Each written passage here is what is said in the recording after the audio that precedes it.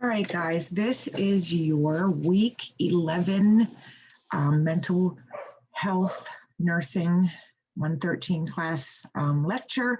This week, we're going to be talking about addiction.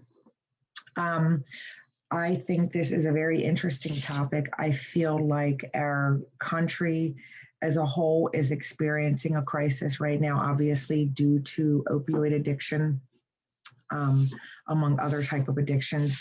So I think this is definitely something, if you have not been personally affected by this, if you are in the nursing field at some point in time during your career, depending on where you work, this is probably something that you will encounter. So it's important for you to be knowledgeable, of course, about all the things that we're going to talk about tonight, and obviously to practice empathy. And you know, just like every other mental health disease that we talk about, this is just definitely a family issue. So there's a lot of education and a lot of counseling that goes on for all members in the family. So let's get started. So let's just talk about a few terms that you guys are going to hear tonight if you don't know what they are. Intoxication is a use of a substance that can result in the use of maladaptive behavior. When we talk about withdrawal syndrome, this refers to the negative psychological and physical reactions that occur to a person when they stop taking their substance or when that dose dramatically decreases. When we talk about detoxification, this is the process where we bring patients in and we safely withdraw them from a substance. So we don't just stop it right away. We bring them in, they're monitored, we treat their symptoms while they're detoxing so that they're not uncomfortable. Substance abuse can be defined as a drug in a way that is inconsistent with medical or social norms. And despite negative consequences, they continue to keep using them recklessly in the inappropriate way. Substance abuse is a problem in social areas, vocational areas, legal areas. It causes problems in every single aspect of their life. And then social dependence. This includes problems that are associated with addiction, such as tolerance. So tolerance, we talk about, they have been taking a certain dose for a certain amount of time and they become tolerant of that dose. So sometimes it's just not even effective anymore. Then we talk about withdrawal, which is obviously that stopping the medicine abruptly or decreasing the dose, and then unsuccessful attempts to stop using a substance. So these people recognize that they have a problem. They have tried to stop, but they can't because their body needs it. So a lot of people think that people who are dependent upon drugs, that it is a choice. And I do believe that on some levels it is a choice. No one just came up to them and said, here, have this heroin. But for a lot of people, it progresses from, just a pill problem, a lack of not having any coping skills, maybe having a surgery, and then taking pills. And then eventually, after they take these pills for so long, they build up a tolerance and they need a higher and higher and higher dose. And then when they can't afford that dose anymore, they can't stop taking it because they're horrifically sick if they try to stop. They're vomiting, they have diarrhea, they have headaches, they have flu-like symptoms. So then it becomes really like they need it just to not be sick anymore. Maybe they're not even getting high anymore. They just need it to keep from being sick. So then they have to start doing other things like heroin, which is cheaper. So it's very complex. There's a lot that goes into it. Hopefully after tonight, you guys will have a better understanding of addiction.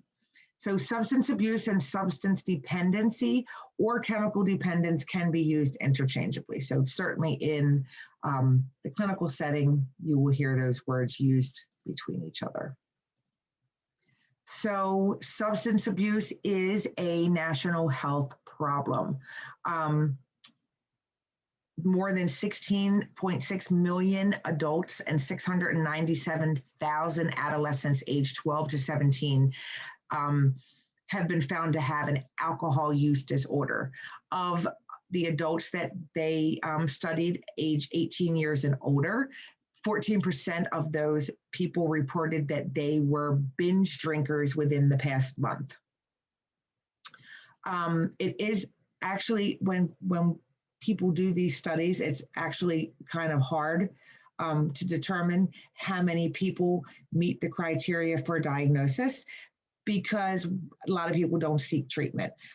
So when they do different surveys on different studies and they talk to people about the issues that they have and if they abuse drugs or alcohol, a lot of people are not very forthcoming and they don't seek treatment. So it's kind of difficult to really get an idea on exactly how many people have suffered from abuse, because usually the prevalence is only based on self-reported data and it can be a little bit inaccurate.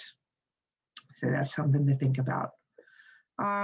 Worldwide, 3 million deaths have resulted from harmful use of alcohol annually. Alcohol is a causal factor in more than 200 disease and injury conditions, and it's a big contributor to absenteeism for employees at work having alcohol-related problems. And the patients, the people who are employed that are alcoholics are known to use more of the health benefits than compared to other employees. So it does cost employers a lot more money. It's estimated that over 88,000 people die from alcohol-related causes each year. Alcohol-related death is the third leading preventable cause of death in the United States. And over 30% of the driving fatalities in the world are alcohol-related. We talk about not only people having issues with drug abuse, but certainly these people end up in situations when they are addicted to drugs or alcohol. So we know that women who get pregnant while they're having these issues, we know that those infants suffer a lot of emotional consequences, physiological consequences, short-term and long-term, from being exposed to drugs or alcohol. So just a couple of the things that we see is the fetal alcohol syndrome, the neonatal abstinence syndrome. So we see these in our hospitals all the time, these little babies that are born and they have to stay in the hospital a lot longer because we have to wean them down from whatever the mom's drug of choice was, whether it was a drug or whether it was alcohol. Those babies can't just go home with their moms. And it is believed that in some studies are showing that of these younger generations that suffer from some type of substance abuse issue, it is believed that they started sipping alcohol as early as 8 years old. So it's something that they were exposed to in their home by their parents or their loved ones, whoever was raising them. All right, so we know that substance abuse has environmental factors and genetic factors. So when we look at biologic factors, we think about children of alcoholics. So children of alcoholics are at a higher risk of developing alcoholism and drug dependence, more so than children who were born to non-alcoholic parents. There is an increased risk, partly because of their environmental factors, but also evidence is supporting that there is a lot of genetic factors as well. So obviously what you see when you're growing up certainly can have an impact on what behaviors you take on as an adult and what decisions you make. And then we talk about coping styles too. So others, a lot of studies are showing that children who don't have great family upbringings are likely to abuse substances as an adult. It shows that they have a lack of adaptive coping skills and they're not able to form successful relationships. So because they can't cope, they don't deal well with their feelings and they don't want to really be present and sit with their feelings. So then they turn to things that make them not think about their issues. So we know that a lot of people use alcohol as a coping mechanism or to relieve stress and tension. Some people use it to increase their feelings of power. Some use it actually to decrease their psychological pain. it is shown in studies, though, that when patients use high doses of alcohol, it actually causes the opposite in the body. So instead of relaxing you, it will cause increased muscle tension and nervousness in high levels of alcohol. And then just some more statistics, 50% of all traffic violations involve alcohol, 20% of suicide victims are alcoholics, more than 30% of alcoholic deaths are suicide or related accidents involving alcohol. And about 60% of the variation in causes of alcoholism were the result of genetics, with the remainder being believed to be attributed to environmental influences. So some people just have this internal alarm that says, hey, I've consumed 1 or 2 drinks. I feel, satisfied with that. I feel a little relaxed. I'm happy. I don't need to have any further. I don't need to have any more. For other people, they experience the high that they initially get, but then they continue to drink until they're intoxicated. So that's really not enough for them. These people, it's like all or nothing.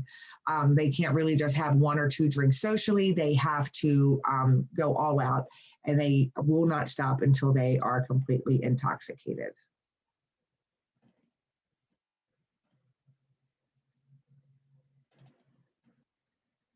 All right, so there are cultural factors, social attitudes, certain behaviors of our peers, so people we hang out with, laws, affordability, and then availability. So all these things actually influence the initial start of using substances and then the continued use of substances. So we know that when people are younger, in a younger population, they carry less social disapproval. So, drinking alcohol and smoking marijuana, these things are not always associated with a great deal of social disapproval, because it's, in some states it's legal to smoke marijuana. So, and then alcohol, some people don't really think of alcohol as a substance abuse unless, they know someone who's addicted to it. But then when we think of things as such as cocaine or heroin or opioid abuse, these are definitely much more costlier on many levels, not over money, not even just money-wise, but the effect that they have on society. So these actually have what they consider a higher rating of disapproval, obviously. So even though cannabis is illegal in some, most states use it for medical purposes. So it's not really thought of that much anymore as being very harmful. So it doesn't carry that high disapproval rating.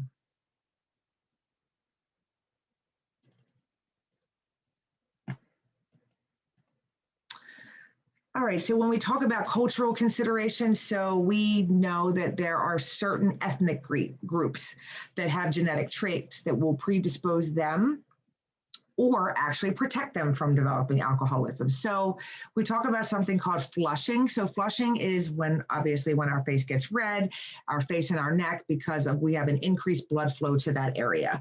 So this has actually been linked in studies to different genes for enzymes that are involved in alcohol metabolism. So even the smallest amounts of alcohol can produce flushing in certain people. It can also be accompanied by headaches and nausea. So we see this flushing is going to be most common in our patients that are of Asian ancestry. So for some people that experience this, they may not like it, so they might not be engaging in a lot of drinking because it might be an uncomfortable feeling for them. We talk about Japanese culture. They do not regard alcohol as a drug. And as religious wise, there's nothing against drinking. So they consume excessive amounts of alcohol. It's condoned at their parties, at their business functions, at their home. And that the Japanese culture, they actually have an enzyme in their body that gets rid of alcohol much faster than other cultures. Muslims, they don't drink alcohol, but wine is a very important part of the Jewish religion, of their what they celebrate. part of their Jewish rites. Native American tribes use something called peyote, which is a hallucinogen. They use that in religious ceremonies. So these are kind of things to be conscious of when we are assessing for substance abuse problems, if we're running tox screens and things like that. If we would come across something like this, it might not be an actual drug that they're abusing, but rather, part of their religious ceremony. So we certainly do have to be very conscious of our cultural considerations. Let's see. Alcohol abuse does play a part in the 5 leading causes of death for Native Americans and Alaska Natives. So for this population, motor vehicle crashes, alcoholism, cirrhosis of the liver, suicide, and homicide are the top 5 leading causes of death in these cultures. Among those 2 tribes, about 75% of all of the accidents that happen to them are usually alcohol related. And it is estimated that with their Native Americans, 1/8 of their population is known to be needing help for alcohol and drug abuse. Mainly the drugs that they use in the Native American culture is methamphetamine and marijuana. And then statistics show that our Alaska Natives are 7 times more likely than the general population to die of alcohol-related injuries. All right.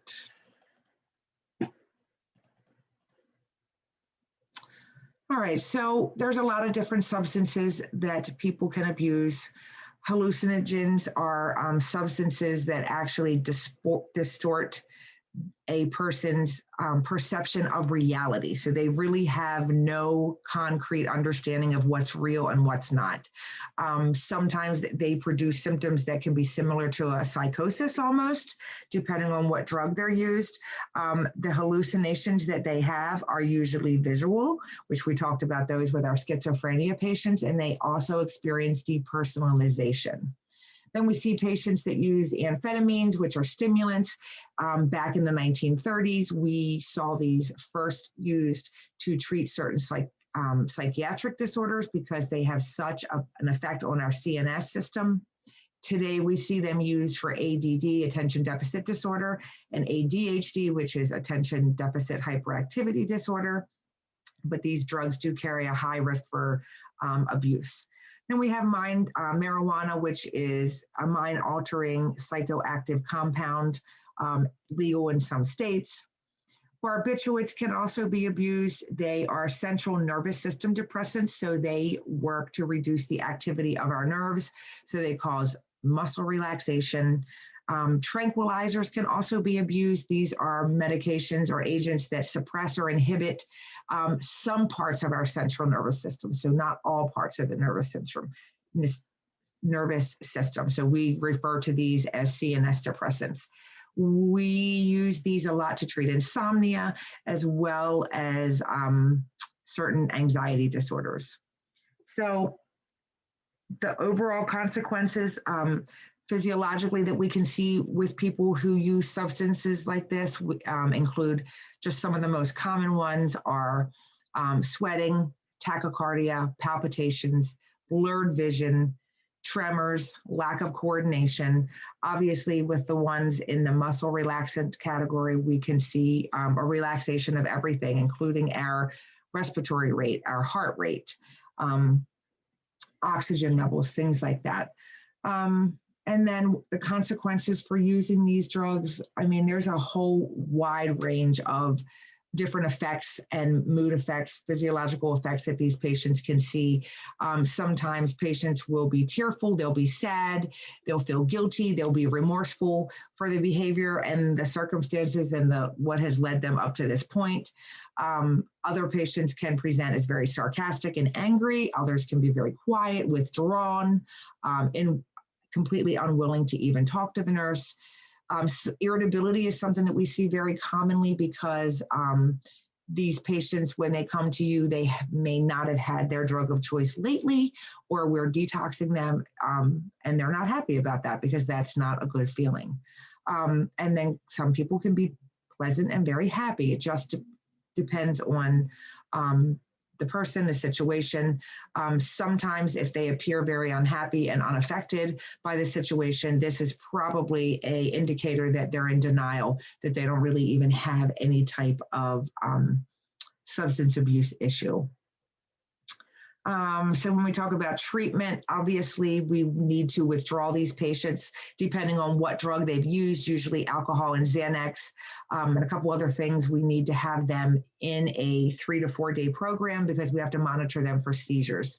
So we'll talk more about this in the next couple of slides, but you know, withdrawing from heroin and pills and things like that will not kill a person. It'll make you extremely sick and very uncomfortable and miserable, but it won't kill you. Alcohol, withdrawing from alcohol, Xanax, those things you can actually die from. So they have to be in a particular setting.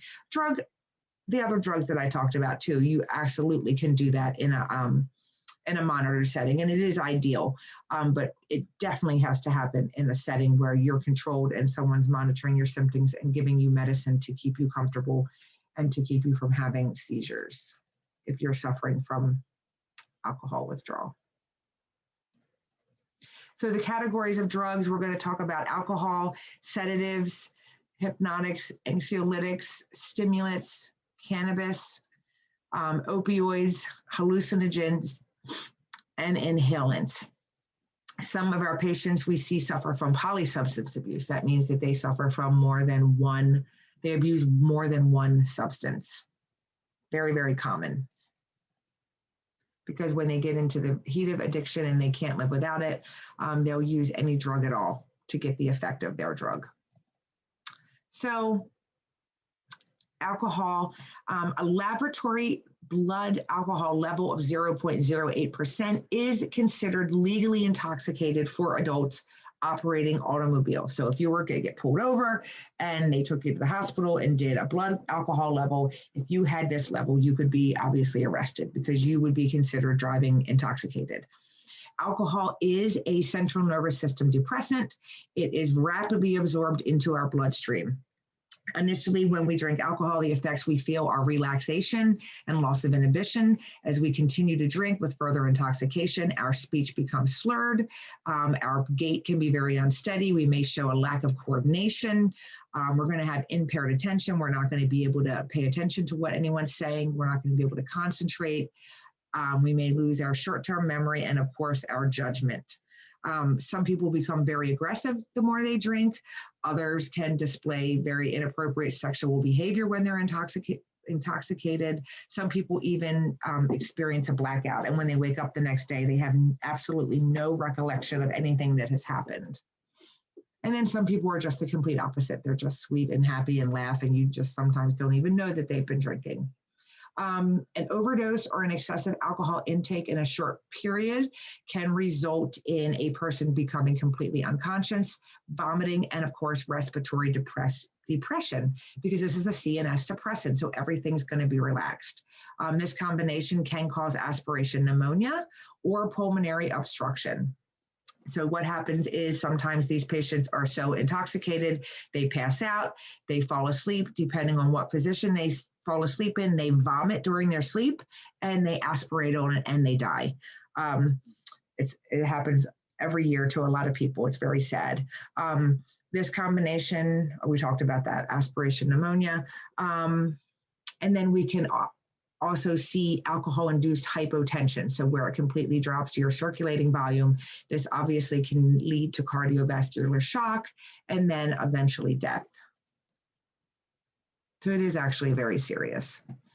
So when we talk about alcohol dependence, it can be chronic, it can be, so somebody suffers with this and throughout their entire life. It can be a very progressive disease. It can be a system-wide disease that affects every part of the entire body. And then we know from the things that we've talked about in our 111 class that left untreated can cause many disease states that can be fatal. Cirrhosis of the liver is a big one. So Patients that suffer with alcohol dependence usually deny having a problem. So what happens is they continue to increase their consumption because they don't recognize that they have a problem. That increased consumption is going to lead to alcohol tolerance, which requires them to consume more alcohol to get the desired effect that they used to get months ago. So alcohol tolerance also can cause what's called a cross tolerance for drugs, which means that they also have a higher tolerance level with normal and require higher amounts of medications. So not just your pain medications, but medications across the board, because they have what's called a cross tolerance. So it's important for you guys to remember that. Some symptoms that we see are that of dependence is they develop these what they call coarse hand tremors. So their hands are shaking, sweaty, elevated pulses, increased blood pressures. They may report insomnia. They may describe that they feel very anxious. They may have nausea and vomiting. Severe or untreated withdrawal can progress to hallucinations, seizures, delirium, and then delirium tremens, and eventually, if really left untreated, can be death. So I was taking care of a woman not too long ago, maybe like 3 or 4 months ago, really sweet woman who had, she had been an alcoholic for over 42 years, and she actually had kind of like dementia that was setting in because she had been drinking for so long. It's encephalopathy. So her speech was very slow. Her answers were very delayed. She was like 50 some years old, but she was late 50s, but she really had the mentality of like a small child. She just couldn't even make decisions anymore. And during her sleep, she would constantly shake. Her hands would be shaking and she would be having hallucinations. She would have like these crazy dreams where she saw people all the time. It would wake her up. She would always think that people were in her room. It was actually very sad. So definitely those hallucinations are real. And then the delirium. Let's see. Statistically speaking, women usually present with alcohol-related issues, health-related issues sooner than men do for some reason. Theories on dependence, like we said earlier, we talked about those genetic links to alcohol and then those family dynamics. So children of alcoholics, 4 times more likely to develop those alcoholism and inconsistency in the parents' behavior. So poor role modeling, a lack of nurturing. These all pave the way for a child to adopt those maladaptive coping skills, have those rocky relationships, and then develop these substance abuse issues later in life. And then there are some theories that say that not only can it be a genetic factor, but there are also alterations in a person's metabolism, and then issues with the connections between our neurotransmitters.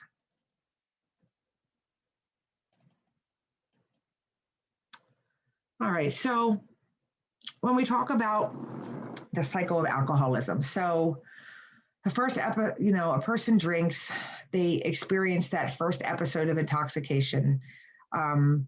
Then they have just continuing problems with alcohol. So, they continue drinking for whatever reason. Then they start experiencing some type of problems, might not affect every aspect of their life. Then they eventually may have like their first episode where they black out from drinking alcohol. Then they're going to continue drinking. Then they're going to develop this tolerance. So they're going to need more. So maybe they just needed 2 or 3 beers, to feel intoxicated, where now they might need 12 or 14. So they develop that tolerance. Then sometimes they'll take they have like what's called a tolerance break, which means that the person who drinks heavily can get intoxicated on very small amounts of alcohol. Sometimes we see that happen.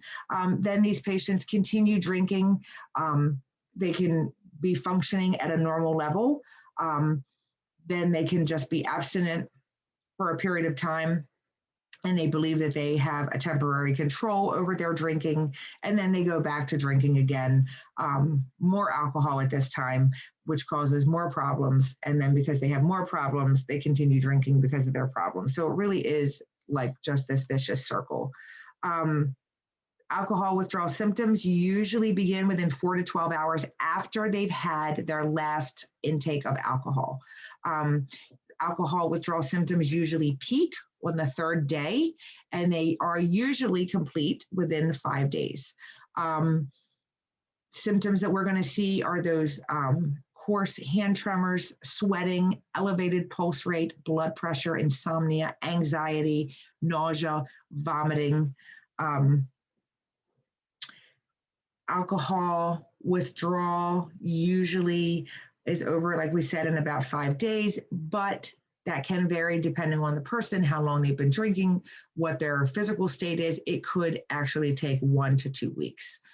So like I said earlier, because alcohol withdrawal is life-threatening, detoxification does need to happen under medical supervision. If the client's withdrawal symptoms are usually mild or they can abstain from alcohol, they can be treated safely at home. More severe withdrawal for clients who cannot handle that withdrawal detoxification, that requires a short admission into a facility in a controlled area. Safe withdrawal is usually going to be accomplished with giving these patients benzodiazepines. So usually what we see is they'll get, usually Ativan is the first thing we give. The next thing that I've usually seen prescribed, second most probably, is Librium. And then I've also seen on a much smaller scale, Valium. We give them these medications to help suppress those withdrawal symptoms. So withdrawal is usually accomplished by fixing a scheduled dosing known as tapering, or symptom triggering. So what we do is we monitor their withdrawal symptoms with using what we call a CIWA scale. So it is abbreviated in the clinical setting, CIWA, CIWA. CIWA stands for Clinical Institute Withdrawal Assessment of Alcohol Scale. So every patient that comes in is on CIWAs, usually every 4 hours. So this tool looks at their blood pressure, it looks at their pulse, it looks at whether or not they have tremors. It asks, do they have headaches? Do they have any auditory hallucinations, any visual hallucinations, sweating? I don't know if I said, did they feel anxious, if they have any abdominal issues? There's a whole list of questions. It's just basically a scale. So some of the things you will ask the patient, other things you will, you can't tell if the patient's experiencing auditory hallucinations. So you can, you do have to ask him for that, but you can see sweating. You would have to ask them about anxiety. Excuse me. So you kind of just have to use that scale between objective and subjective findings. So like I said, those are the drugs that we usually use for that.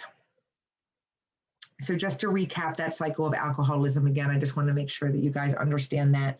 We see that first episode of intoxication. Usually these patients continue with problems with alcohol. Eventually they're going to experience that first blackout. They're going to continue drinking. That really wasn't kind of like a awakening for them. They're going to develop a tolerance. Sometimes they're going to take that tolerance break. Then they're going to start continued drinking again. They are going to notice that their functioning becomes affected. So maybe they're being late for work now. Maybe they're not able to show up for their family. They're not able to do, take the kids to school and be responsible. Periods of abstinence, temporary controlled drinking, you might see because they're starting to realize that they have a problem, but they are not trying to admit that they have a problem, all in the same, realm. So they're trying to show that they can, control it. Then they're going to start drinking again heavily, which is going to cause more problems, which is going to cause a crisis, which is going to cause continuation of the cycle.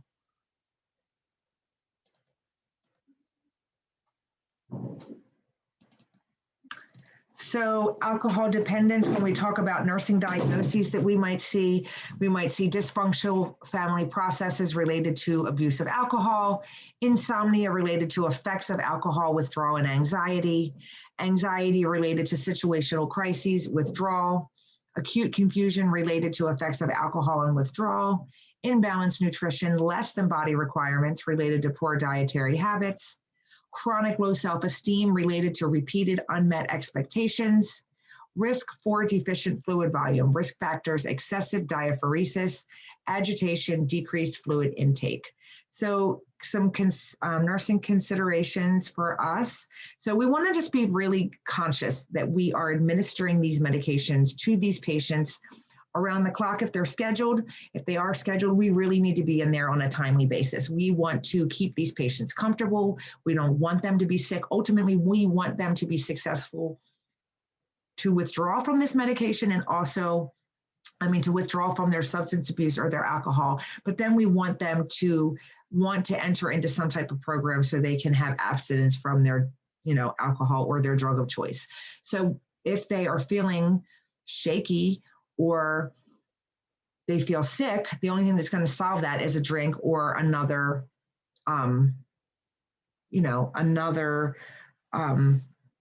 being able to use that drug of abuse that they choose to use, heroin or something like that. That's going to control those symptoms. So we don't want them to feel those symptoms because we don't want them to want to have to use again.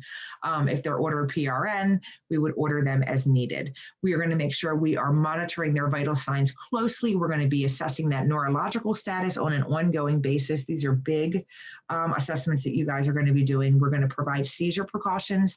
So we are going to make sure that we have a suction kit and a Yankauer in the room. We're going to make sure that we pad those bed rails because if they're in the bed and they have a seizure, we don't want them to hit up against the side of the bed and hurt themselves. And then we want to understand that these can be life-threatening. So we need to recognize the importance of all of these nursing considerations.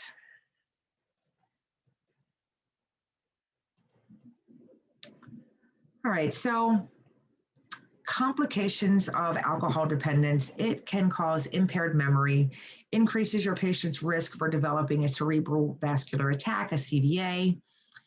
We know from what we talked about in 111, we can have metabolic deficiencies. These patients are not healthy. They don't first of all, they don't eat a lot because they choose to drink instead. So that is basically their diet. And because of the metabolic deficiencies that they have, they aren't able to take any nutritional value from the food that they do eat. We know they can suffer from certain neurological disorders. And then we know that patients that get pregnant while they're using alcohol, those children can be born to suffer from fetal alcohol syndrome. These patients can also develop something called portal hypertension. So portal hypertension is an increase in the blood pressure within those veins that are called the portal venous system. So we have veins that come from our stomach, our intestines, our spleen. They go through the liver. What happens is in that area, high pressure develops because of the drinking. So these patients will present with GI bleeds are very common. They're going to have ascites, so they're going to have that very swollen abdomen. They're going to look like they're pregnant. They can have encephalopathy. So they really are not alert and oriented. They might not know where they are. They might not know who they are. They can have decreased platelets, so they're at a high risk of bleeding if they do have these GI bleeds because they don't have enough platelets to come together and congregate and clot that blood. We see esophageal varices in these patients. We've talked about this, so this should be a refresher for you guys. Those vessels become very dilated. Those veins, become very dilated, and they start to bulge in the esophagus, and they can rupture and cause bleeding. So diagnostic findings that we're going to see with these patients, if we do labs, we're going to run alcohol levels, and we're probably going to see that their blood alcohol level is elevated. It is going to tell us the extent of their toxicity. So how many times over the legal limit are they? That's what we look at. We're going to see elevated liver enzymes and pancreatic enzymes. This is going to reflect that induced liver disease, which sometimes is reversible if they don't have a chronic issue, and then sometimes it's not because they have been drinking chronically for years. We also see in these patients, they can develop cardiomyopathy. So one thing, another thing that we see is called Wernicke-Corsical Syndrome, WKS. So this is actually a combination of two conditions that happen at the same time. And this is very, very common in patients with alcohol abuse. So Wernicke Encephalopathy is the first disease process, and Corsical Syndrome is the second. Doctors think of them as different stages, basically, of the same disease. So these patients will present with confusion. They will present with a loss of muscle coordination. So they're extremely, extremely weak. They won't be able to get around on their own. They'll have trouble with their vision. That is the encephalopathy. And then we see the Corsical syndrome, which happens more slowly than the Wernicke encephalopathy. This is a very long-term progressive disease that damages the part of the brain that actually handles our memory.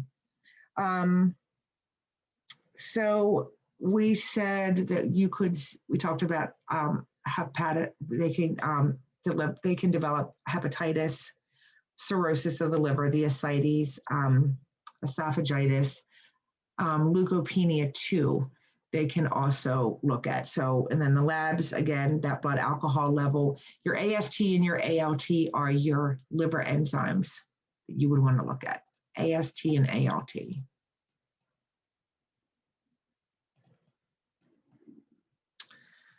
So how do we manage alcohol dependence? So usually they come in and they undergo that detoxification process, that withdrawal, right? Because we said if they don't come in and undergo that process, they're at a high risk for dying, having seizures.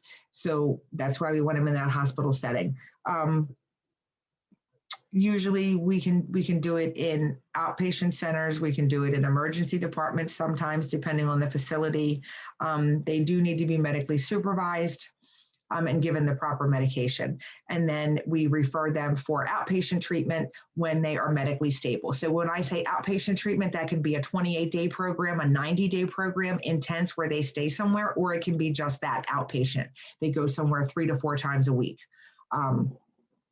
and have treatment, whatever the patient feels is best for them.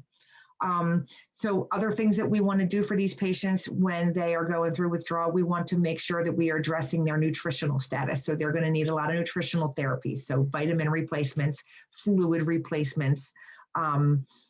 We see that these nutritional deficiencies develop in these patients for a number of reasons. Like we said, they neglect their food intake. They eat less food. So they get the bulk of their calories from alcohol. And then alcohol contains no micronutrients that they need for health. So then they develop these nutritional deficiencies. The second reason is that alcohol is going to reduce the patient's ability to be able to extract nutrients from that food. So then, of course, over time, alcohol is going to damage the lining of our GI tract, which is also going to interfere with nutritional absorption, because if we break down that mucosal barrier where all those enzymes come from, we're not going to be able to break down our food. If we can't break down our food, we're not going to be able to get any nutritional content from it. And then we know that people who suffer from chronic alcoholism will excrete higher than normal amounts of certain nutrients for some reason. So we know that these patients usually are getting those big yellow banana bags that look like IV fluid bags, but they're yellow, and they're just getting all those heavy doses of vitamins, usually around the clock when they're in the hospital, because they're so they have so many nutritional deficits. So we do recommend that obviously they treat those withdrawal symptoms. They do that, detox program, and then we want them to engage in some type of outpatient rehab support groups. These are going to foster the most successful outcomes as far as rehabilitation. Like I said earlier, they do have like a lack of coping skills. So it's very important that they go to therapy and they figure out what their issues are, what their problems are, so they have a better understanding, so they can, really look at themselves, make changes, make better choices. We also can use something called Disulfiram, this is also called antabuse. We can prescribe this for patients to keep them from drinking. So if a client is taking antabuse and at the same time they decide to drink alcohol, they're going to have a severe adverse reaction. So they're going to experience that flushing in the face and the neck. They're going to get a throbbing headache. They're going to be sweating, nausea. They're going to experience nausea, vomiting. Some cases they can get hypotension, confusion, even go into a coma and experience death. So this works well for some people who don't have the strength to be able to quit on their own or be compliant with treatment. We can give something called Campril, which helps control the patient's craving for alcohol, and it also decreases their physical and emotional discomfort that they see from withdrawing during those first couple of months. We also want to teach these patients that if they suffer with alcohol abuse, that they avoid any products that contain alcohol. So we really don't want them to take cough syrup, aftershave lotions, and mouthwash, because this could be a trigger for them and they could start abusing alcohol again. And then we also have 12-step programs, so Alcoholics Anonymous. You can also do Narcotics Anonymous. A lot of alcoholics do NA2.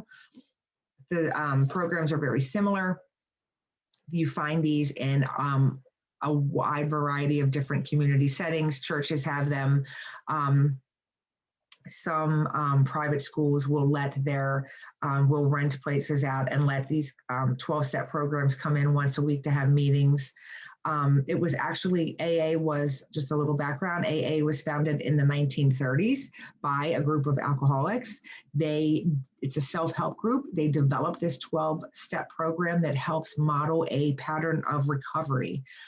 It is based on the philosophy that these people will have total abstinence, and they believe that total abstinence is essential, and that it's needed, and that they can help and support others with the hopes that they will maintain sobriety.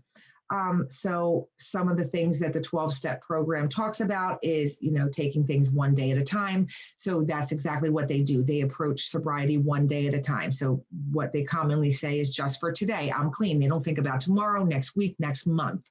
They really take it on a day-by-day basis. They work their program. They communicate with with other people that are in this group, with their sponsors when they're having problems, and they really deal with things on a day-to-day basis. They don't try not to get really worked up about day and life problems. They're doing steps, they're looking at themselves, they're finding out what their weaknesses are, and they're putting work in on themselves and their character deficits. They believe that it's very spiritual as well. They believe you should let go and let God. So they believe you should turn your life over to a higher power. So that is some of the things that this program is based upon. People who are, people who are earlier in recovery, they are encouraged to have a sponsor because it helps them progress through the steps of NA. Once you are sober for a certain amount of time, you can actually sponsor another person. So it's not just early in treatment that it's recommended they have a sponsor. I've shared with you guys before that my daughter is 5 years clean and she is on her 4th sponsor. So she actually, when she changes sponsors, it's just because she's outgrown them and they don't hold her accountable for things anymore. And they're not really helping her with her work. Not that she ever has any hard feelings with them, because she doesn't. They're all still the best of friends, but you want to find someone who's going to hold you accountable and really show up and be dependable for you. And sometimes you outgrow your sponsors. And my daughter would never not have a sponsor. She said she always has to have a sponsor, someone that's going to hold her accountable, that she can talk to when she's feeling a certain way. So it is an excellent program. So sedatives, hypnotics, and anxiolytics. So benzodiazepines are CNS depressants. Diazepam is one type of benzodiazepine. Usually alone, when taken orally, they are rarely fatal, but the person can be extremely lethargic and confused. Barbiturates, so An example of a barbiturate would be phenobarbital. These medications are the most frequently abused in this category. The effects depend on the drug that they ingested. So the symptoms can be similar to those that we see with alcohol. So we can see slurred speech, impaired attention, unsteady gait, labile mood, stupor, and coma. An overdose can possibly be lethal. So we can see respiratory arrest, cardiac failure, and even death. Treatment options for these patients, they might have to do something called a lavage, which is where they go and they wash out a body cavity, maybe your colon or your stomach. They use either with water or a medicated solution. After they do that, it's followed by the patient ingesting activated charcoal and what's called a saline cathartic. So saline cathartics are inorganic, poorly absorbed salts. When you put salt in the intestinal tract, the osmotic pressure starts to increase. When it increases, it pulls water towards it and it creates more bulk. So once we get more bulk, we have more motility, right? We remember this from talking about GU. We increase our bulk, we get more motility, peristalsis takes place, and then we rid that from their system. So they do work very fast, usually in a matter, usually between, 30 minutes to 3 hours. Some patients need to have dialysis, just depends on what's going on. Then we have our club drugs. So these are our date rape drugs. Flunitrazepam is something that we see. So, date rape drugs or club drugs, you put your drink down, somebody puts something in your drink, and before you know it, you've lost total inhibition. You don't remember anything. And these poor women wake up, and find themselves in very unfortunate situations. They've been raped or some other worse things have happened to them.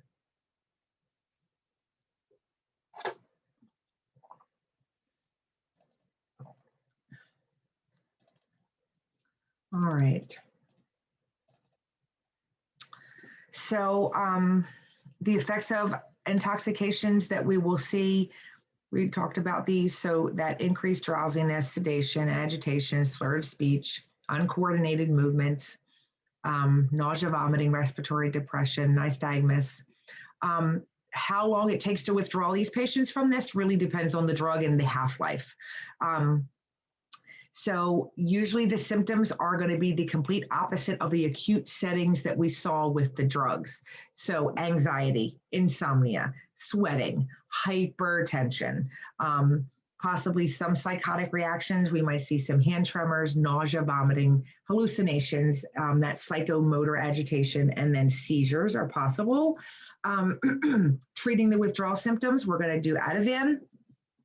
Usually lasts about 6 to 8 hours before the next symptom appears. This depends on how much they take and what their tolerance is. It doesn't always last that long. Sometimes we have to do it every 4 hours. Diazepam may not produce symptoms for up to 1 week. So it may have been a week since they've had their last encounter with this drug before they actually start seeing symptoms. So detoxification from sedatives, hypnotics, and anxiolytics is often medically managed, and we are going to taper that drug over a period of days or weeks. So we do this because we want to prevent coma, obviously, and ultimately death. So another drug that we could give is Valium. So they might give 10 milligrams QID, and then decrease it every 3 days into the dose until they are no longer taking it anymore.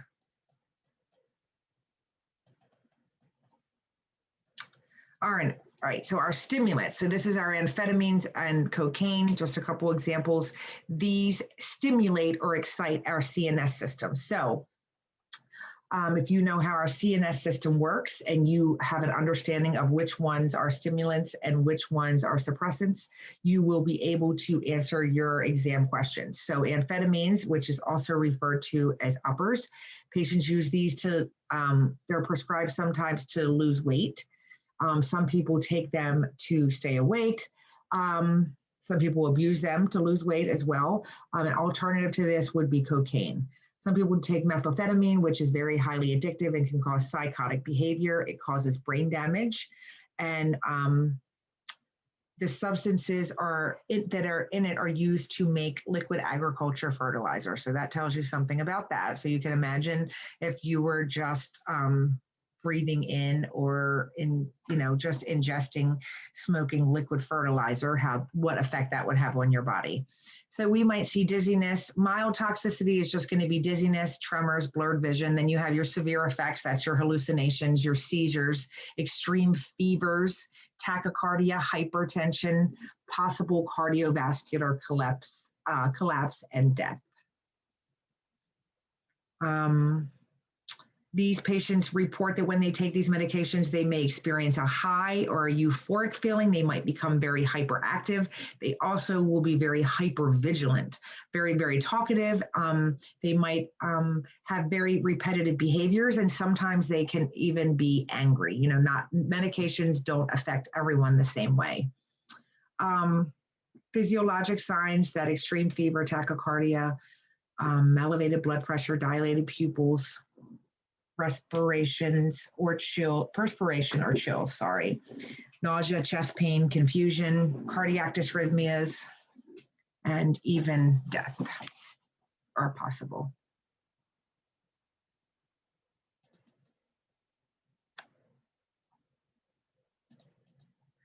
All right, so withdrawal symptoms and detoxifications for our amphetamines. Withdrawal usually is going to occur within a few hours to several days after cessation of the drug, and it is usually not life-threatening. What they experience the most is dysphoria.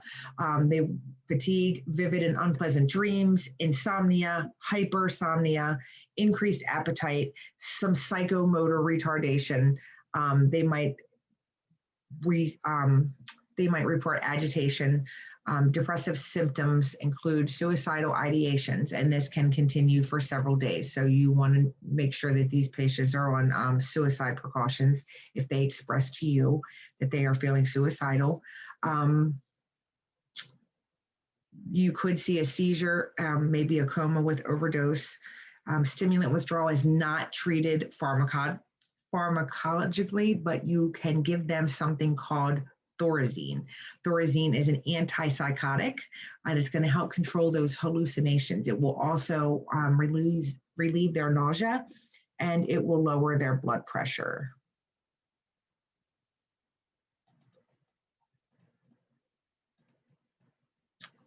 So cocaine and methamphetamine dependence, we said these are CNS stimulants. They produce extreme pleasure, euphoria, stimulation, and increased energy. So the different forms of cocaine, it can be injected, so into your veins, it can be dissolved, and it can also be in a powder form. Crack is just a purified form of cocaine. Some people mix it with tobacco.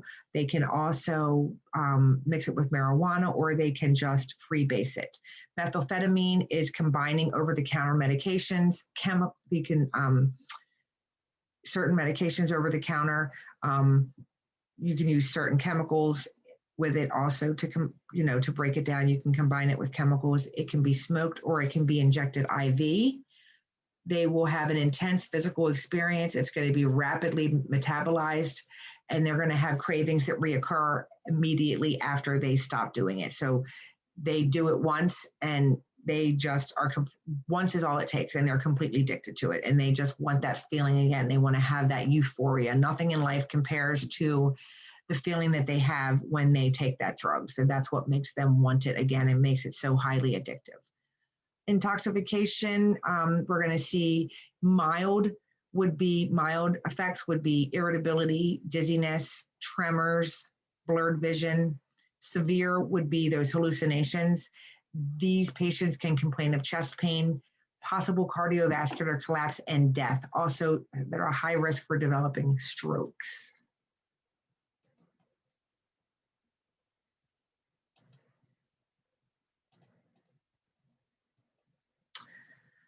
So assessment findings, we are going to be definitely monitoring them for signs and symptoms when they come in. So we're going to be looking to see if they are anxious. Are they irritable? Do they appear agitated? Are they suffering from paranoia? Depending on what hallucinations they're seeing, that can cause paranoia. Do they have an accelerated heart rate? Are they reporting a loss of appetite? Are they restless? So when these patients come into the healthcare setting and they haven't had their drug for a while, they will be extremely anxious and extremely agitated because they need this medication. I mean, they will do anything at all costs to get their next fix.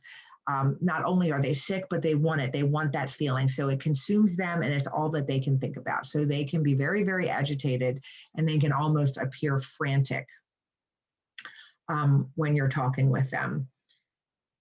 These medications have a very brief effect. They're rapidly metabolized in the system. So these patients, it's nothing for them to use cocaine 10 or 15 times a day because it's gone out of their system within no time at all. So their signs that you see will be probably correlated. It will be correlated to how they take their medication in. So if they're injecting it, you could see needle marks like you see in that picture there. If they're snorting it, you could have ulcerations in the actual nasal mucosa. The patient could also experience what's called a perforation of that nasal septum. So the septum will actually become perforated from the product that they're using, and it'll get a hole in there. So they can do a lot of snorting, sniffing. They may sound like they have a head cold. Their nose can be runny. The outside of their nose can be red. Those needle marks, if they are smoking it, they can have a chronic cough. They might have some type of pulmonary congestion. They could also have burns on their hands somewhere. Depending on what they're using to light it, it's common that they're smoking cigarettes while they're doing this, and they burn themselves and they're not aware of it. Let's see. So just a little fun fact that your book talked about. So because meth and cocaine are both stimulants, they induce similar effects by increasing the patient's levels of dopamine. So we know that dopamine is that chemical neurotransmitter in our brain that helps regulate our brain's pleasure center. So dopamine is involved in rewards, right? There are reward system, motivation, experiencing pleasure, and motor function. So cocaine, when you take it into your body, will lengthen your dopamine actions, which means that it prevents the brain from reabsorbing the dopamine, and it allows it to accumulate in the synapses of the neurotransmitters. So that is why it induces that elevated mood and that increased sense of energy. And that's why they love that feeling so much and they want to have it again, because I've had patients say that it's the best feeling in the world and that nothing ever compares to it. So methamphetamine will block the reuptake of dopamine, but it also increases the release of the neurotransmitter. So it produces a big surge into the synapse of that neurotransmitter. So it kind of helps to explain why these patients love that so much. So if we talk about levels of, your book talks about levels of dopamine levels. So nicotine and alcohol will cause a person's dopamine levels to spike from around 100 to 200 units in the body. Cocaine will cause those levels to increase from 100 to about 350. Methamphetamine will boost the baseline of 100 to over 1,250 units. So that is 12 times that of alcohol or nicotine. So understanding that and hearing those numbers kind of explains to you why this is such a highly abused drug. One, because of the feelings that it produces in the patient, and then to actually see how much it increases that dopamine level. It just really kind of makes everything come together and make sense.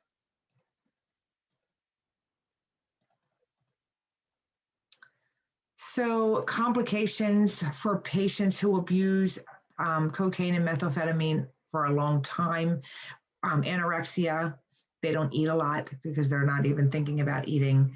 It's going to impair their memory. Weight loss, these patients that have really suffering with drug abuse are going to be extremely, extremely thin. Behavioral changes, They're going to be very manipulative. They're going to do whatever they can to get their next fix, and they don't care. They're going to be paranoid, suffer from hallucinations, hypertension, seizures. That hypertension can lead to CVAs, stroke. They can have cerebral hemorrhages, heart attacks, myocardial infarctions, respiratory arrest, cocaine bugs. So these patients believe that they have bugs crawling on their skin. So it's very common for them to become frantic and feel like that there's bugs crawling on them, but then they actually scratch and scratch and scratch. So they have scabs all over their bodies. With methamphetamine, we do see that there are added risks because when they inject it, they are now actually increasing their risk of IV and hepatitis B because they don't care that they're using contaminated paraphernalia. They'll share it with other people. They don't care if they have a clean needle. They don't care if they dig it out of the trash or they find it on the ground. If it's usable, they'll use it. So some diagnostic findings that we would want to look at, obviously, we're going to do chemistry panels. We're going to look at their blood. We're going to do serum tox screenings. We're also going to do urine tox screenings, which are going to show what stimulant they have been abusing. And then these patients withdrawing, they're going to be depressed. They're going to be very tired. Actually, they're going to have this craving, excessive sleeping or insomnia, dramatic, unpleasant dreams, some psychomotor retardation, and then agitation.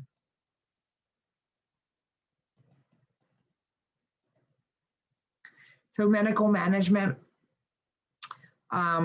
obviously we want them to get get rehabilitation, whether it's in an outpatient program, an intense inpatient program, group psychotherapy. You can refer them to Narcotics Anonymous.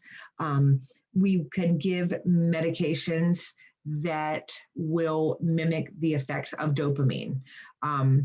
We can give them antidepressants, which will help relieve that dysphoria that they have when they come down because they feel so down after they've been so euphoric. They don't like experiencing that dysphoria. So antidepressants and then medications that would mimic the effects of dopamine. We understand that cocaine toxicity is going to require immediate treatment. We're going to monitor their vital signs. We are going to make sure that we keep the patient safe because when they feel desperate and they're not getting their way and they're not able to get their next fix, they can become very aggressive. So we want to keep the patient safe. We want to allow for rest and sleep because their bodies are going to be really going through it. They're going to need to be able to sleep. Sleep will make them feel better. We want to prescribe our ordered medications on time, and then a lot of education for the family and the patient, but especially the family too, because these families really need to know how addiction works, that it's not always just a choice. We really need to explain to them about the chemical, the dopamine receptors and how it really is a disease in the brain, so that if they can be better understanding of that it is a disease and what they have to do to support them, then they can help them when they go back into the outpatient setting and support them and help them get the help that they need. That's very important. So cannabis, we know, can be used for psychoactive effects. People can experience euphoria, sedations, hallucinations, increased appetite. It lowers their inhibitions and it can help them to relax. Usually it begins less than a minute after inhalation. The peak effects usually occur within 20 to 30 minutes and it can last 2 to 3 hours, so not a long time. Most people smoke it in cigarettes, or it's called joints. In the real world, people say joints. But it can also be eaten. We see it nowadays. They put it in brownies and cookies and other things. There is research that shows that cannabis can lower intraocular pressure. So we see patients that have glaucoma are prescribed this medically, but it is not approved for the treatment of glaucoma, but in some states. But people will still get it for other reasons and they will use it, and they report that it does help with their intraocular pressure. It can relieve nausea and vomiting in patients that are suffering with cancer, chemotherapy, anorexic patients, weight loss and AIDS. It'll increase their appetite. We can use something called Marinol or Dronabinol or Kesamet. We give these to patients who have failure to thrive, patients with AIDS, anorexia, and chemotherapy. It helps stimulate their appetite so that they can gain weight. Excessive use of cannabis can lead to delirium or a cannabis-induced psychotic disorder. It can cause, over the long term, lung cancer, chronic bronchitis, increased appetite, dry mouth, tachycardia, inappropriate laughter, impaired coordination, short-term memory issues. Patients that withdraw from it, we can see irritability, aggression, anxiety, insomnia, lack of appetite, restlessness, depressed mood, abdominal pain, tremors, diaphoresis, fever, and headache. There's also something that we see in the clinical setting now. I started seeing this about 2 years into my practice. We see these younger kids, 18 to 20s, in their late 20s, that come in that use cannabis recreationally on a daily basis. They, when they don't have it, they get very sick. And when they come in the hospital, one of the things that we see in them is that they get showers a lot. Like they will get in a shower sometimes every 20 minutes, and that's not an exaggeration. Sometimes it's once or twice, once an hour, once every 2 hours, but sometimes it's also literally every 30 minutes. Every time you go in the room, they're in the shower. The only thing that makes them feel better is to get in the shower. So it doesn't last long. They don't feel better very long. So that's why they keep getting in the shower again. And I'll have to get the name for that because there is a name for it, a medical name for it. I just forget what it's called at the time. So opioid dependence versus addiction. So a dependence is going to be defined as an increase in the need of the dosage that you have to take to obtain optimum pain relief. Opioid addiction results in a person consuming an increased amount of opioids to maintain that euphoric and erratic mood. So there is a difference between dependence and opioid addiction. So I want you guys to understand that. You need to know that. So when we talk about dependence for opioids, they are going to be, these are very popular for people because they desensitize the person taking it to their physiological and their psychological pain. It does induce that sense of euphoria that we talked about, and they have just this overall feeling of well-being. Let's see. Some patients report that they feel tired after that initial euphoria. Some people don't mind that. They'll continue to take it. Some people are like, it's not worth it to me, so they never really take it again. Opiates can be injected or smoked or inhaled. Some of our opioids are also our synthetic narcotics. They do have patients will develop a tolerance level, and very easily they can develop a dependency, depending on the drug, how much they take, and how often they use it. So some of the opioids that you will see that are common that are abused are morphine, Demerol, codeine, hydromorphone, oxycodone, methadone, oxymorphone, propoxyphene, heroin, normethadone, and fentanyl. These are medications that you see on the street. Percocets also you will see abused on the street. They will buy them.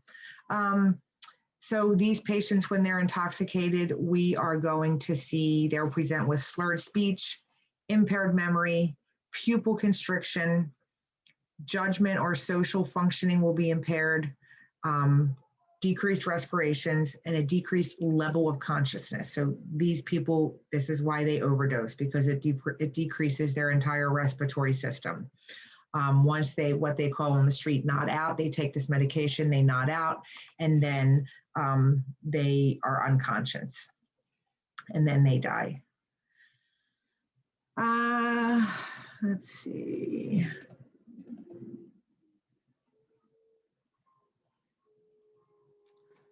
All right, so when we talk about assessment findings and symptoms, what we're going to see, these patients will report with pinpoint pupils. We know that opioids are very constipating, right? So when we talk about in funds and even in 111, when we talked about GI, we said that when we give patients narcotics, one of the things we really have to be aware of constipation. So these patients will be constipated. They can have respiratory depression. In neonates, when they're born, they actually have to be weaned just like the alcohol. They have to go under, depending on how severe it is, they have to get morphine. They have to be weaned off. They have to, you can't stimulate them. They have a terrible, terrible, terrible cry. It's a cry, once you hear it, you'll know it never leaves your mind. It's a cry like you've never heard before.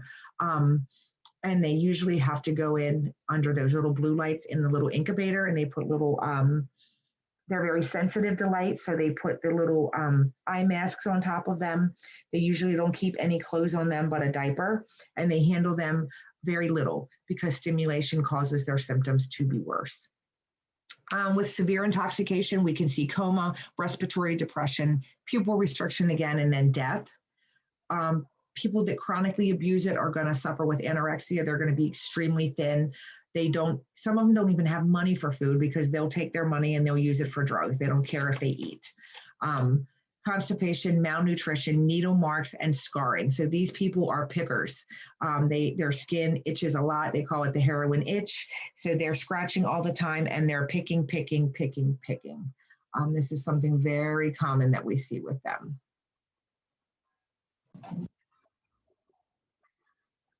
All right, guys. So I'm sorry about that little break I had to take. So intoxication, we're going to see these, the pinpoint pupils, constipation, that decreased respiratory system. We talked about the neonates. Chronic use, we're going to see these needle marks, even scarring where they've picked their skin, constipation, malnutrition, very, very thin, anorexic. Diagnostic findings, we're going to do a tox screen, urine drug screen when they come in to see what drug is in their system. So the antidote for these patients that have overdosed, we can use Narcan or naloxone, which I feel like most of you guys have heard about. It is free. You can get it in the community, free in Baltimore City at the fire stations. It works by blocking the action of the opioid in the system. So in the hospital, we give it IV, or you can give it nasal form. In the field, it can actually be administered into the bone. They can drill into the bone and give it. Usually after you give it, sometimes they need 1 or 3 doses, depending how long they've been out and how much drug they have in their system. But within 1 to 2 minutes, the patient's eyes will open. The half-life is very short, so they may need to do it several times. It can be given every 5 minutes or a little bit sooner, depending. So these patients, it's exactly what I just said. They will be completely unconscious, and then you'll give this medication, and then they will just sit right up and their eyes will open. Usually they are not very happy when they wake up, especially if they have done this on purpose, because it takes away the high that they had. So they're not going to be very happy with you usually. If you give Narcan in the clinical setting in a hospital when you're like on a med surg floor, they do have to be upgraded for 24 hours to an ICU setting to be monitored.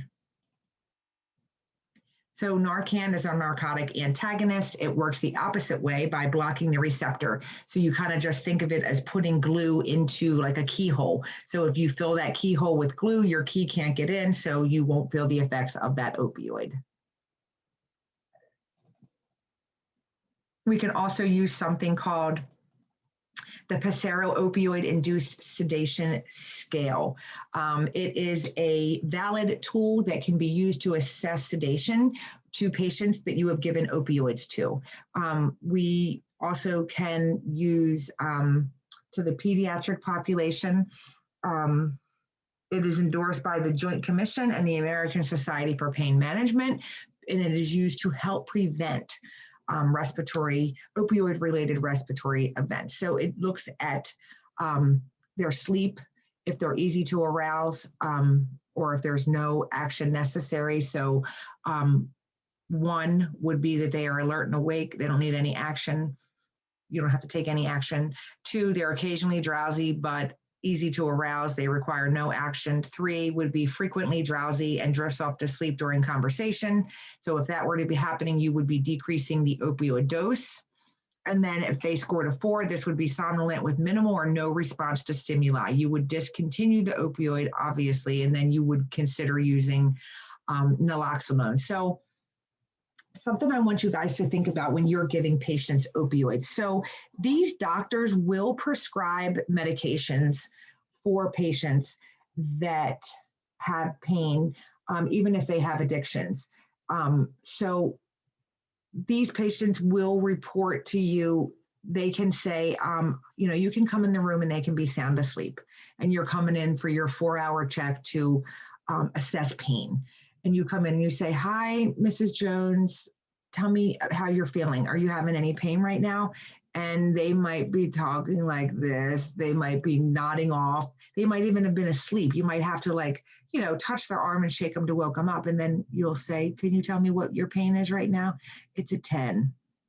Okay, so that may not look like a 10 to you, but we told you, in funds that pain is subjective. So we have to take the patient for what they say. So in those cases, I always go to their blood pressure and I check their blood pressure. So if they have too much opioid in their system and their blood pressure is not high enough, regardless of what they tell me, I'm not giving them anymore, because at that point, it's my clinical judgment and that is my go-to. They can't fight me with vital signs. Vital signs don't lie. So if their heart rate isn't at a good rate, or if their blood pressure is low, I say, "I'm sorry, I can't give your blood pressure. I can't give it because of your blood pressure right now. I'll come back in a little bit." And then I let the doctor know. So I want you guys just to be aware of that because you will see this, especially in your population of people who are addicted to opioids. So this would be a good scale for you to use. Not every hospital has this particular scale, but they have some type of a scale that you would be able to use. So opioid dependency, we know that when they're withdrawing, we have to give them something to keep them comfortable. So we can give clonidine or methadone. Clonidine is a antihypertensive, but it is also used to prescribe. We also use it to control symptoms of opioid withdrawal. So clonidine works by, it blocks chemicals in the person's brain that trigger that sympathetic nervous system activity. So it's going to reduce all those uncomfortable symptoms of opioid detoxification that we see. So sweating, hot flashes, watery eyes, restlessness. Also, clonidine is very helpful with anxiety. So because it can help control anxiety, it can reduce the detox process for some patients. For people who have heroin addiction, we can give them methadone, maintenance therapy, or Suboxone. So Suboxone will come in a pill or a tablet form, and it is comprised of 2 ingredients. So buprenorphine and naloxone. So buprenorphine acts as a partial opioid agonist, meaning it's going to stimulate the opioid receptors the same as heroin, but only to a certain point. Buprenorphine has what they call a ceiling effect. So the ceiling effect is going to allow the drug to level off in potency at a higher dosage level. So this mechanism works to act as a safeguard, and it prevents the person from overdosing on the drug.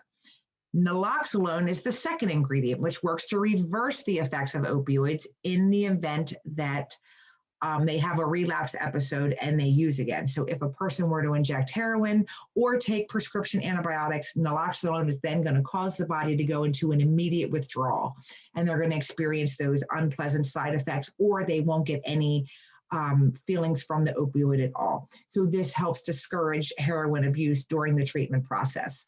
So the thought process behind the methadone and the Suboxone is that these patients will have a maintenance amount, safe amount of this medication in their system. They're going to be having that intense outpatient therapy. They're working on the issues that they have that cause them to become addicted to in the first place. They can be functional in their life because this medication is controlled. They can go to work. They can become productive members of society. They can show up for their family, their children. And then they wean this dose off. So it is controlled. They go to a facility to get this once or twice a week. and then they decrease the dose as they go along. So this company is actually weaning them off of the medication until they no longer need it anymore. Oops, sorry, I moved my slide. So we know that for psychotherapy, they can go, to that outpatient therapy. They can also do group therapy. They can do Narcotics Anonymous.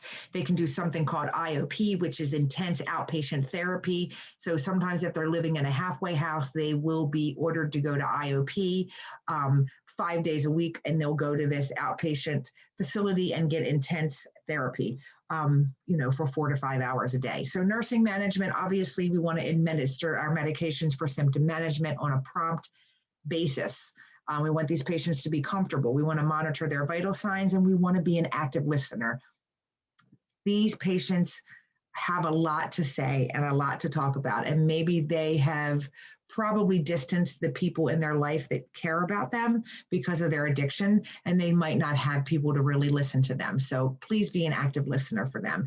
Advocate for your patient to enter into treatment. Contact the case manager. If you have people in the emergency room that are, they kind of act like social workers almost. They're usually recovering addicts themselves, and they work for local rehabs, and they'll come up to the patient and sit with them, talk to them, try and get them into therapy. But advocate for them, educate for them, and bring these resources to your patient. Encourage and support the patient to take responsibility for their own recovery, and do not be judgmental. There is no room for judgment with these patients. So a lot of self-awareness you have to deal with these patients.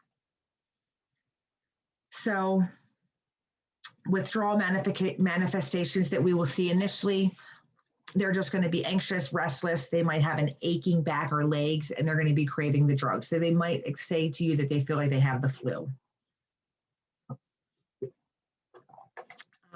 Then as it progresses, we're going to see nausea and vomiting, dysphoria, lacrimation, severe weakness, rhinorrhea, sweating, diarrhea, excessive yawning, fever, insomnia, dilated pupils, nausea, and I already said that, nausea and vomiting. So there is significant stress that these patients experience, but it does not, you do not have to have pharmacological intervention. You don't have to. They can work through this. Short-acting drugs, so if they came in, maybe they were taking heroin, the manifestation for seeing those withdrawal symptoms is going to be 6 to 24 hours. Those symptoms are going to peak in 2 to 3 days and then gradually subside in 5 to 7 days. Longer-acting drugs like methadone, you're going to see it in 2 to 4 days, and it's going to subside in about 2 weeks. All right, hallucinogens. So hallucinogens are substances that distort the person's perception of reality, and they produce symptoms that are similar to psychosis. So that's your visual hallucinations, that depersonalization, which is a sense of experiencing one's own behavior, thoughts, and feelings from like a dreamlike distance. So they feel like they're in a dream. So you can take examples of hallucinogens are POD, LSD, PCP, and ecstasy. They have a reality intended effect, so it heightens the sense and self and gives an altered perception. So when patients see colors, they become more vivid, kind of like you see on the screen there, while they are under the effects of these drugs. Symptoms, it's going to increase their blood pressure, their pulse, their temperature. It can cause diarrhea and hyperreflexia. We're going to see psychological changes, so anxiety when they're intoxicated, paranoid ideations, fear of losing their mind. They're going to have obviously impaired judgment, so they're going to participate in highly dangerous behavior. So they might jump out of a window because they think there's a dragon behind them chasing them. They might jump off of a roof. They may feel like they can fly. They think they're a bird. And then obviously impaired social functioning. The physiological symptoms we're going to see: pupil dilation, tachycardia, diaphoresis, palpitations, blurred vision, tremors, incoordination, and panic attacks.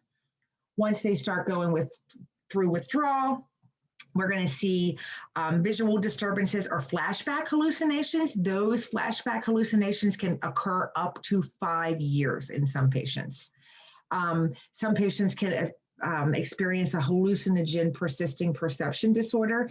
It is a chronic disorder in which the person has non-psychotic flashbacks or visual hallucinations or distortions by those previous drugs that they had.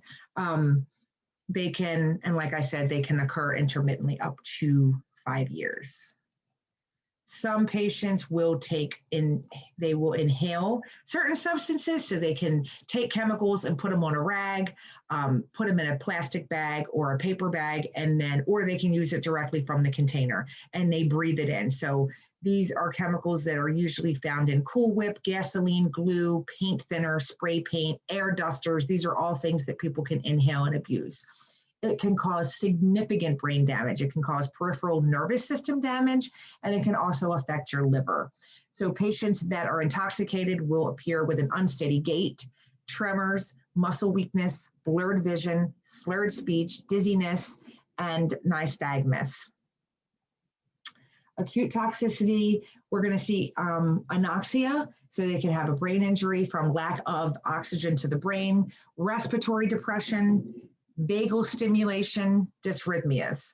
Death can be possible from that bronchospasm that occurs. They can go into cardiac arrest, suffocation, or aspiration of the actual compound that they're inhaling, or because their respiratory system was depressed and they vomited and then they aspirated on the vomit.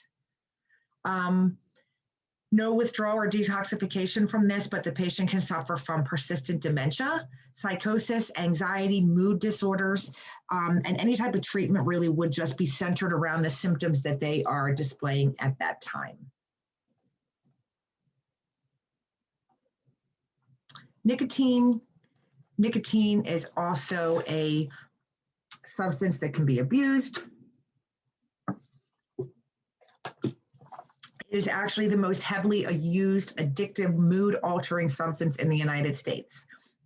So people can smoke cigarettes, they can smoke cigars, they can put tobacco in the mucous membranes of the mouth, so they call it snuff, or they call it chewing tobacco. Now the big thing is vaping, so we see a lot of that. So what effects do we see when people use these substances? Well, it increases the carbon monoxide levels that are in your blood. Those increased carbon monoxide levels are going to constrict our peripheral blood vessels. Over time, that's going to contribute to cardiovascular disease. It can also cause the development of stomach ulcers because it disrupts the mucous membranes in the GI system. It can also disrupt the structure of the alveoli. It causes them to become overstretched, and then they're inelastics. This is what we see in emphysema. The smoke inhaled in tobacco products contains more than 50 carcinogenic chemicals. So a carcinogenic chemical is a chemical that is known to cause cancer. So now you know why you're at a high risk for developing lung cancer. So that leads us to our consequences. So smoking, 90% of people that smoke develop lung cancer. They develop COPD, coronary artery disease because of hypertension. They can develop a stroke, peripheral vascular disease, low birth weight babies for these moms who smoke when they're pregnant. It can cause irritation to the oral mucous membranes, and it can cause oral cancer as well. Environmental tobacco smoke, also known as secondhand smoke, increases the risk of heart disease, lung cancer, and other types of lung disorders. It can cause respiratory tract infections. It is linked to sudden infant death syndrome. It's going to be increased in those infants whose mothers smoked during pregnancy and after delivery. And sudden infant death syndrome is just where your baby is completely healthy and happy. You put them to go down for a nap or to bed for the night, and the next time you go to check on them, they have passed away for no known reason. Withdrawal manifestations, we can see irritability, craving. They can be nervous, restless, anxious, trouble sleeping, increased appetite, difficulty concentrating. They could even be angry or depressed. So medical management, obviously, we want to recommend cessation. We don't want them to smoke. We have to understand that relapse is very, very common with smoking. It takes people several times to quit before they're actually successful. Not all people, but some people. So we need to know that relapse is common. We want to do a counseling session with them, just do a little bit of education, follow up with them. If they really want to do it, there are some behavior modification programs that they can do in the outpatient setting. We could do a pharmacologic approach, which would be, we can prescribe Zyban, we can provide Chantix. Chantix is a dopamine uptake inhibitor that actually Zyban is too, that can inhibit and suppress a person's nicotine addiction. And they can also use nicotine substitutes. So nicotine gum, nicotine replacement, you can use patches that will help with those withdrawal symptoms that they are experiencing. So nursing management, just encourage the patient that they can adhere to the treatment. Counsel them to quit and provide them with the education that they need to be successful. So you can certainly print out literature, let them read, discuss possible side effects such as weight gain. So maybe you want them to develop a strategy for keeping that weight off. So, maybe some diet guides to control their diet, caloric intake, things like that.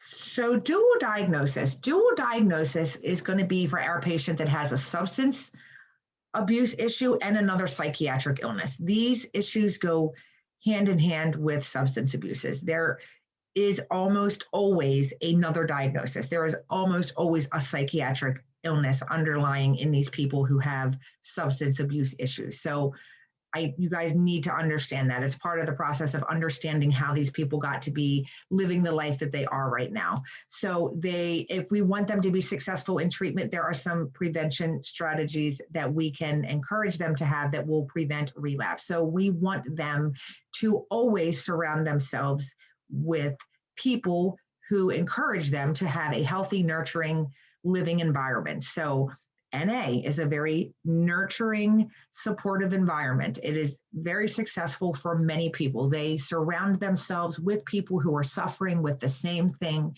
that they're suffering from. So they get them 100%. They know where they're coming from. They're very supportive.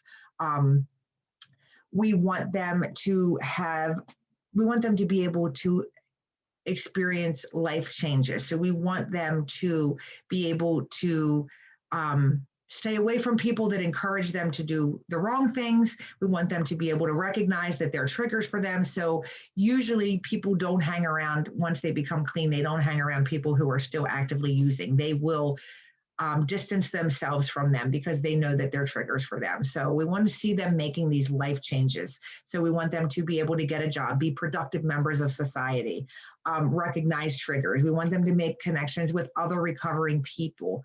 We want them to start taking care of themselves, recognizing other comorbidities they may have and starting to take care of themselves. So a nursing diagnosis that may be appropriate would be ineffective coping related to inadequate confidence in the ability to deal with a situation. So when we talk about chemical dependency treatment, treatment can be very difficult to initiate because a lot of these people will deny an addiction and they will rationalize why they have to take it. They blame life situations. They really are a victim until they get a certain mindset about them, until they hit rock bottom and they realize they can't do it anymore and they're willing to put in the work. So it can be very hard to get these people to go into treatment. It can be very overwhelming for a patient that suffers with addiction to deal with the notion that this is lifelong abstinence, that they can never have this drug again. And it may seem very impossible for them to live day to day with a chronic illness. It's going to be very difficult for them to live in their feelings and deal with issues that they've suppressed by taking drugs. So this is why they live on a day-to-day basis. They don't look ahead. They live just for today because it's very overwhelming for them to look past that point. Patients with major psychiatric issues may have impaired abilities to be able to process abstract compounds, and it can be a major barrier in substance abuse programs. Very important for you guys to know. Treatment, obviously inpatient or outpatient, it can be withdrawal managed, so they can get medication to help with those side effects. It's going to encourage them to cope with their stressors.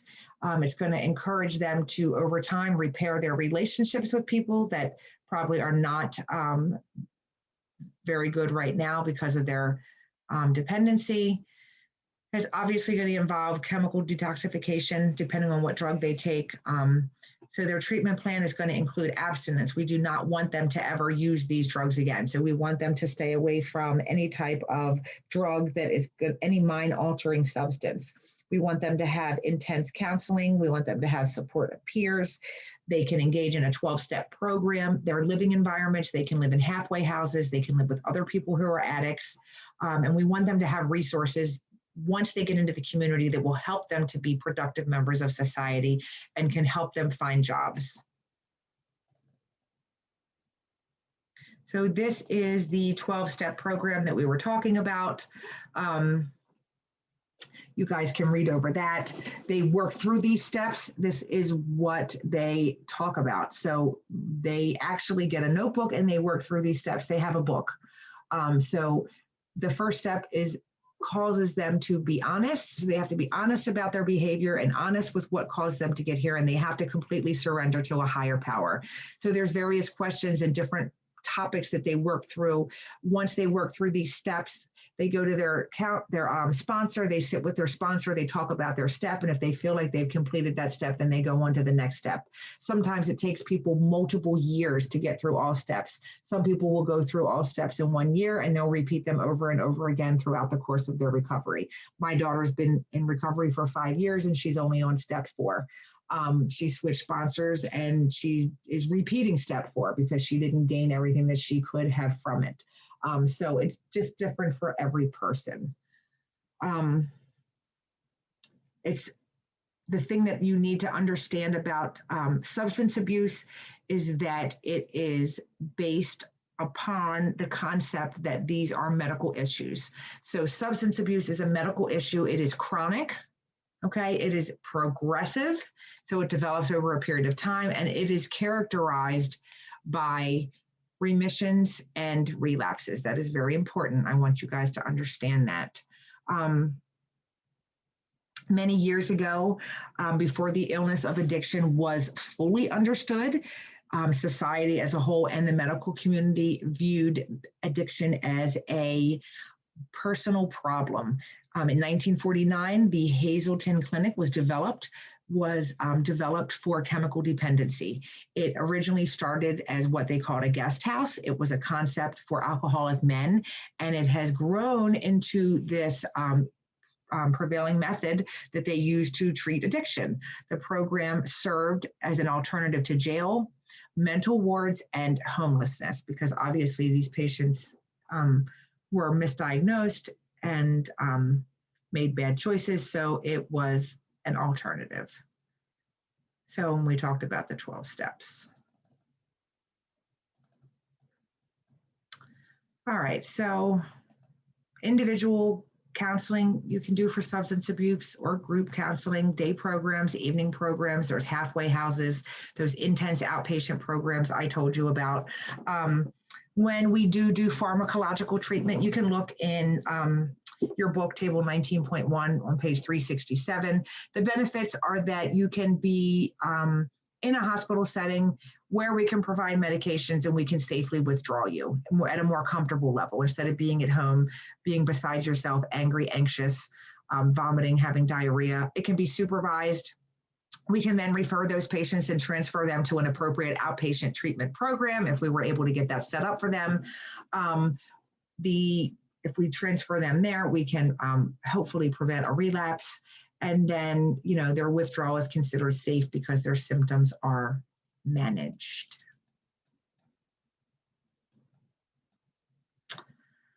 All right, so some of the things, medications that we might see. So for alcoholics, we're going to be giving them some vitamin B1, which is also thiamine. This is going to help prevent that Wernicke Corsical Syndrome that we talked about. It's also going to address those neurological symptoms because of the vitamin deficiencies. We're going to give B12 and folic acid also for nutritional deficits. Antabuse, right, which can help defer drinking. We could also give Zofran for younger males. Can help with those, can help. Camprol is going to help reduce the cravings and decrease the physical and emotional symptoms that go along with the withdrawal. And then we can give methadone, buprenorphine, and naloxone, clonidine, and levomethadol can also be used for heroin.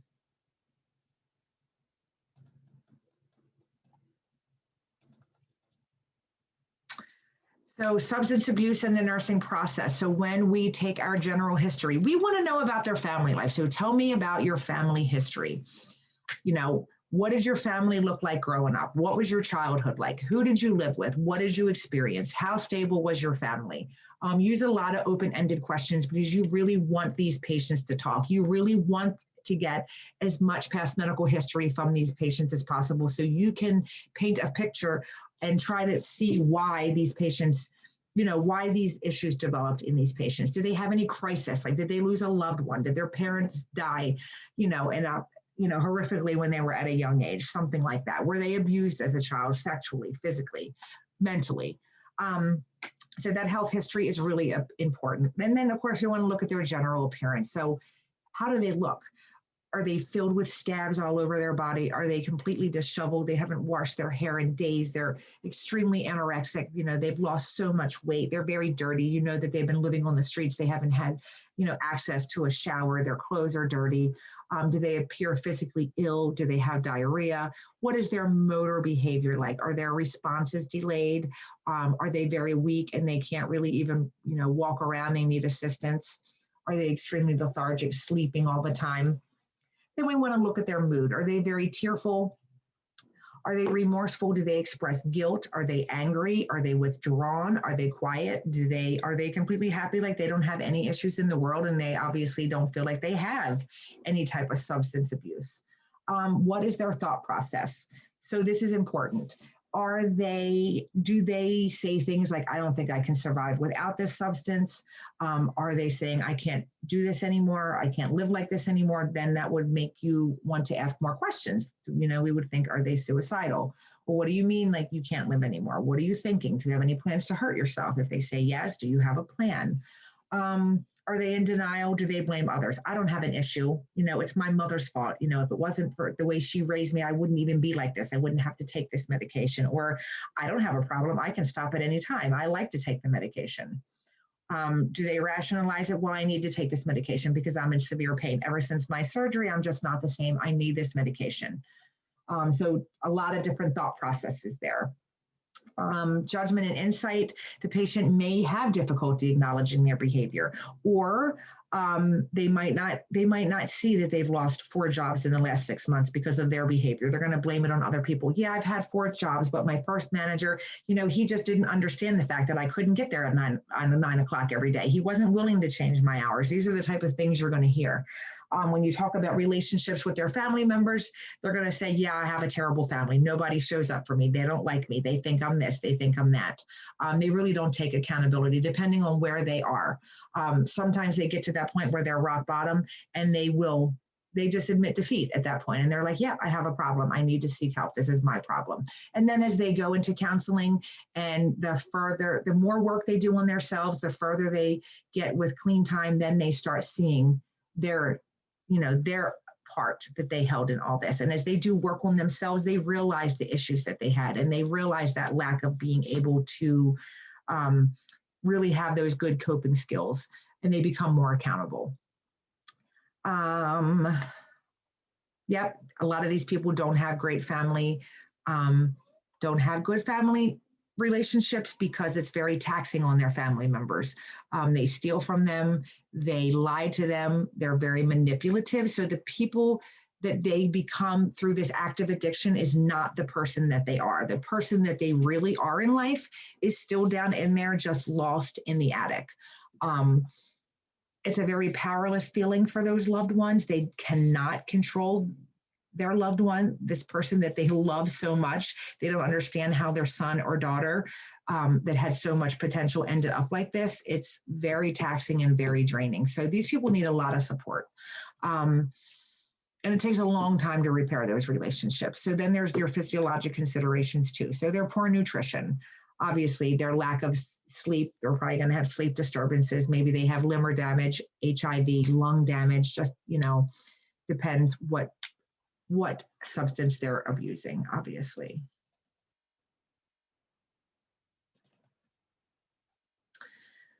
So we want to make sure that we're identifying we want to look to make sure that we can identify a patient with a substance abuse issue. It can be difficult because they use defense mechanisms and they're usually in denial. And really, if you have never experienced an issue in your own family with someone that has a substance abuse issue, you don't know any better. And you're just kind of naive to that. And that's completely understandable. So that just comes with experience. The more you see people, the more you treat these patients who have suffered from substance abuse, the more you learn, obviously, and the more apt you are to recognize these issues. So that just comes with experience. Sometimes patients don't even come to the hospital for a substance-related disorder. Maybe they come in for a broken leg, or they're having a gallbladder attack or something. But while they're in the hospital, they don't have access to the normal amount of alcohol or drugs they have. So then you start seeing withdrawal symptoms in them. So you have to be able to identify those symptoms and kind of think outside of the box. You want to, let's see, so if you have a patient, I see this a lot of times on our surgical floor when I float there, you might have a patient, some patients have chronic pain. So they are on medications prescribed by a pain management doctor. So a pain management doctor is a specialist who these patients go to that prescribe higher levels of medication for an extended period of time. Because remember, we said if these patients, they will develop a tolerance. So if you have chronic pain, so you have an issue, maybe you broke your back at some point in your life and you're disabled and you always have pain, chronic pain every day, you have to take medicine so that you can function. If you're taking that medication every day, it's obvious you're going to build a tolerance to it. So you need medications in higher levels. Your primary care physician isn't going to be willing to do that. So you have to go to a pain specialist. So that patient comes in for a hip surgery because they need to have a hip replacement. Well, we're not going to give them the same medication that they're used to for pain. So we could just be giving them maybe 1 milligram of IV Dilaudid and it's not touching them. And then maybe we give them 2 milligrams and they're still not, it's not touching their pain. Well, we have to think, these patients are chronic pain management patients. So I know that my normal dose of medication is probably not going to touch their pain because their tolerance is so high. Not that they're even abusing it, just that their tolerance is so high. So we need to advocate for these patients. So we need to recognize that it's going to be an issue. If you get a report or you see in their past medical history that they have chronic pain, we know we're going to have problems handling that pain. So calling that doctor, hey, I just wanted to make sure that you knew that Mr. Jones was a chronic, he has chronic pain. He sees a pain specialist on the outpatient. So this dose may not work for him. So if I'm going to give it to him, I'm going to check back with him. If it doesn't work, we're going to need to get something else on board. And then we can use those, we can use a simple screening instrument for alcohol and other drug uses. They talk about them in your book, that we can identify if a patient does have hazardous drinking patterns as well as full-blown substance disorders.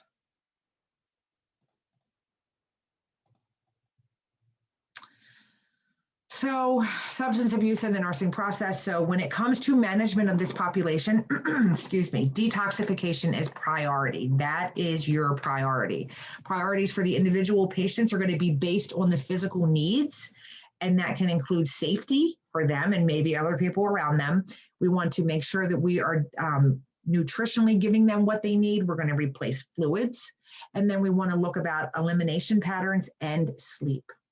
So nursing diagnoses that we may see: anxiety related to threat to self-concept, lack of control of drug use, ineffective coping related to substances to cope with life events, insomnia related to irritability, nightmares, and tremors, risk for injury, risk factors, hallucinations, drug effects, risk for self-directed violence, risk factors, reactions to substances used, impulsive behavior, disorientation, and impaired judgment, risk for other directed violence, risk factor, poor impulse control.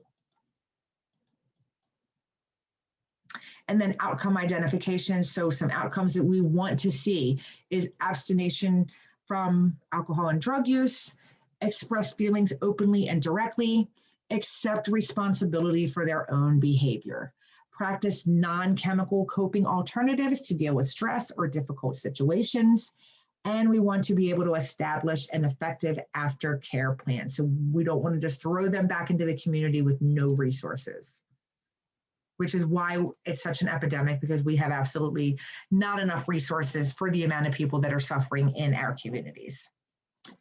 So interventions, we want to do teaching for the patient and the families.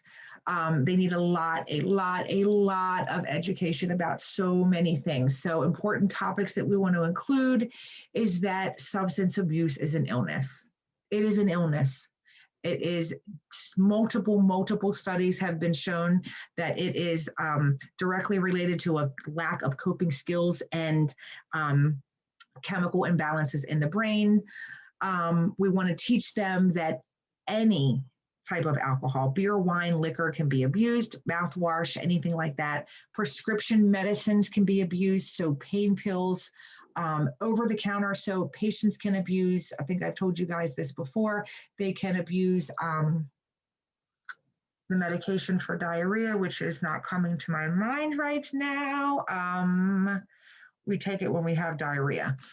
They can abuse that like they'll take 30 to 40 boxes a day, and it in huge levels will give them the same effects as heroin, and it doesn't show up in your system as heroin, so it's not detected on tox screens. Lomotil is the drug that I was thinking about.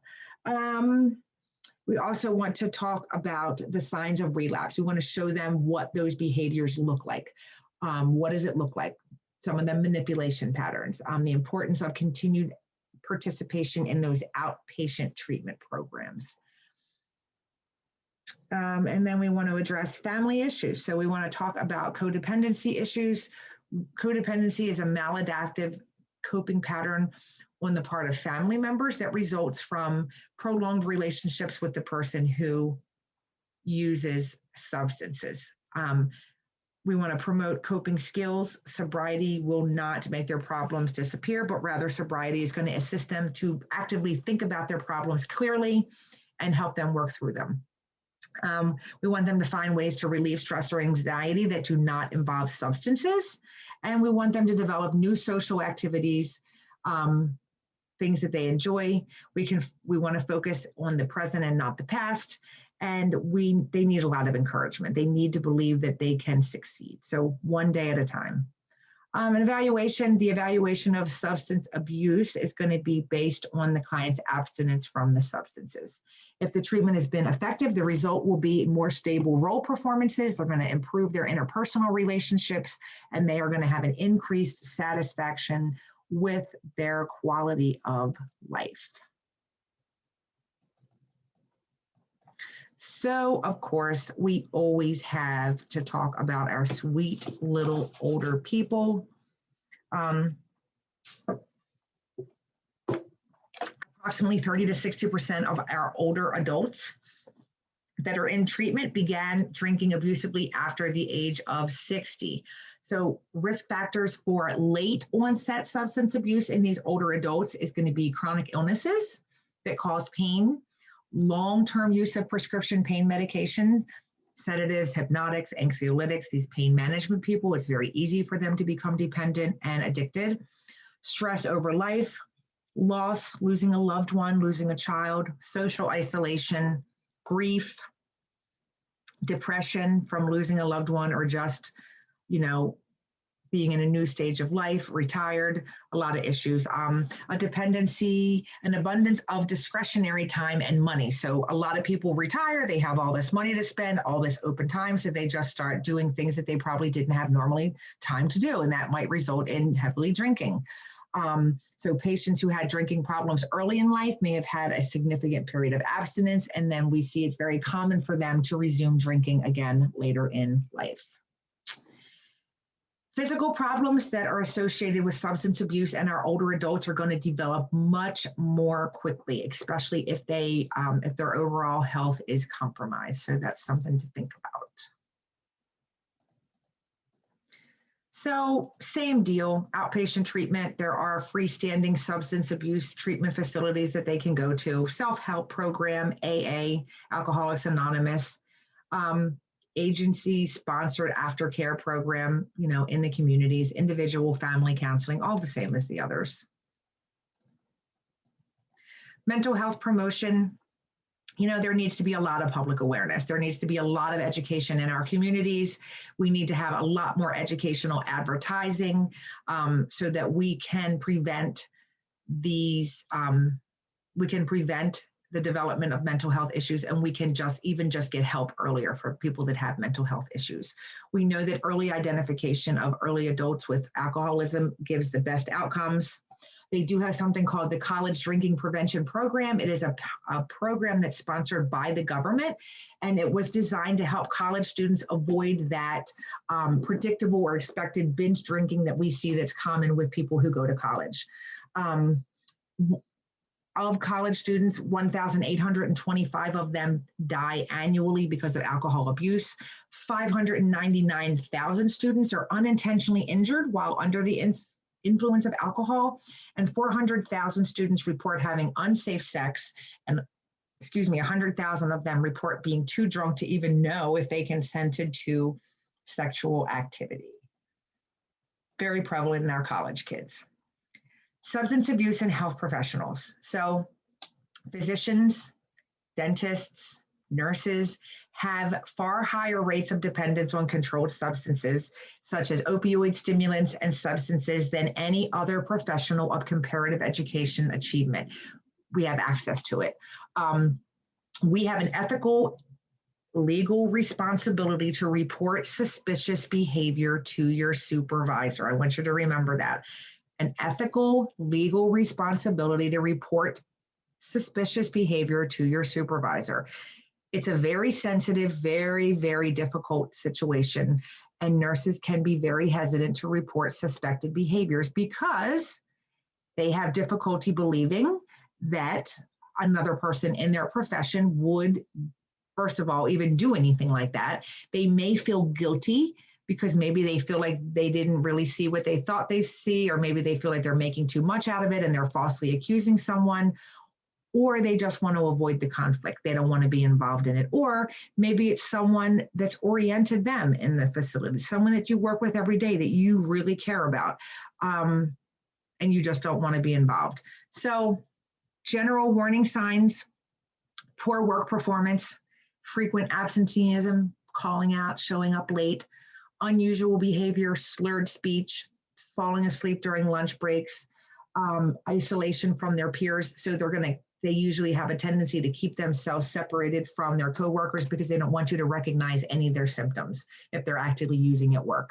Some specific behaviors that we see that would be triggers for people to look more in depth at this person would be incorrect drug counts. So when you go into what we call the Omnicell or the med administration cart that's locked, if you ever have a narcotic or a controlled substance, before you take out the dose that you're taking out, you have to count how many is in there. So you count how many's in there, the machine knows how many you're taking out, you put how many you're taking out, and then it knows what the new count should be. Then the next person comes out behind you and they have to do the same thing. So it's a way of tracking who took what out and what the count was when it was taken. So if someone comes behind you and the account is off, it's going to throw up a red flag, and it's going to send a signal to the pharmacist and your unit manager, and they're going to look at how many times that happens. So they're going to look at the person that took the medication out that they had a discrepancy. And then they're going to look at the person who pulled the medicine out before them,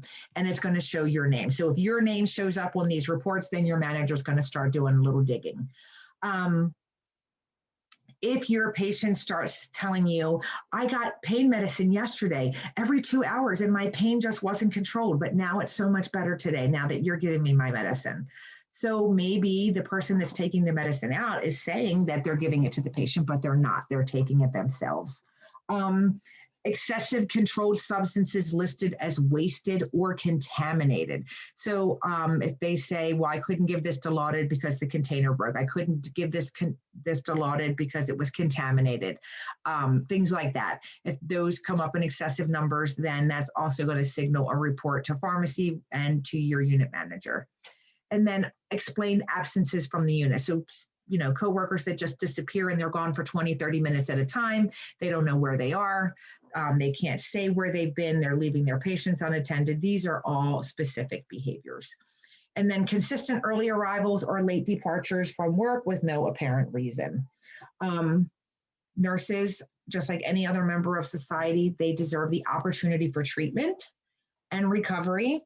And reporting suspected abuse can be a very crucial first step in getting the help that you need. So I did work with a gentleman who was he is just an extraordinary person. I worked with him for almost 3 years. Phenomenal nurse. Like I wanted to be like him every day in my professional nursing career. He was just, a team player. He was a great nurse, great person. And he lost his job from our unit because he was stealing everything I just talked about, taking pain medication that belonged to patients, saying that he was wasting them because they were contaminated. And then the final straw was he was a day shift worker and he came in at 3 o'clock in the morning one time during night shift and said that he forgot to waste a medicine. So he was bringing it back. And it triggered one of the nurses on the unit. She thought that it was very strange that he came in at 3 o'clock in the morning. So she reported it. He lost his job, which to him was the worst thing in the world. But it was actually the best thing in the world. He lost his job. He went away for 3 months, away from his family and his children. He got the help that he needed. He is in Narcotics Anonymous now. He has been clean for 6 years.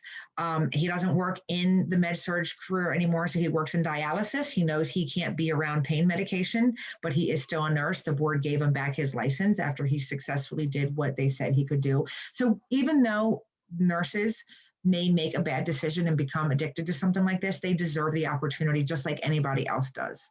And they also need your support. But that's why you can't feel bad about reporting them to your manager and things like that, because that can very well be the opportunity that they need to get the help that they deserve. And finally, last but not least, we always have self-awareness issues. So we always have to examine our own beliefs about alcohol and drug abuse. We have to recognize them as the first step towards managing those feelings effectively so that they don't interfere with the care that we provide to our patients and our family members. We have to understand that substance abuse is a chronic recurring illness. Just like heart disease or diabetes, it has periods of relapses and remissions. And then, of course, we want to remain objective and reasonably optimistic. It's very hard with these people to be optimistic because it has relapses and remissions. It will, there's a lot of disappointments that come along with recovery. So it's not always the easiest thing to believe in people because they relapse many, many times. So when they say they're going to be, that they're going to be successful this time, it's really hard to see. They just have to kind of show you through their behavior. All right, and that was addiction for week 11. If you guys have any questions, please email me.